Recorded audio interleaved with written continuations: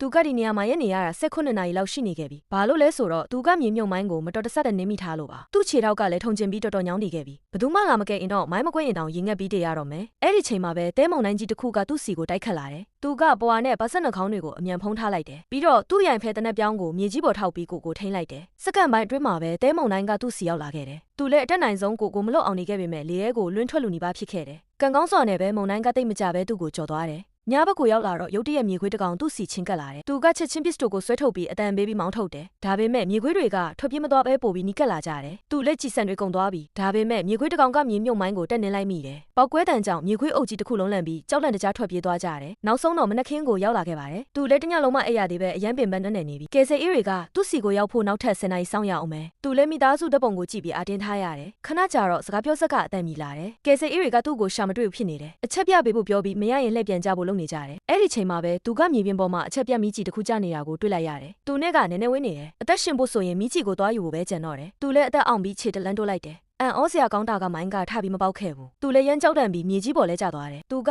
မိုင်းကိုတေချာသွားဖယ်ကြည့်လိုက်တော့မြေမြုပ်မိုင်းမဟုတ်ခဲ့ဘူး။စီတုဘူးခွန်တစ်ခုသာဖြစ်နေခဲ့ပါတယ်။ဆောင်းကျိုးနဲ့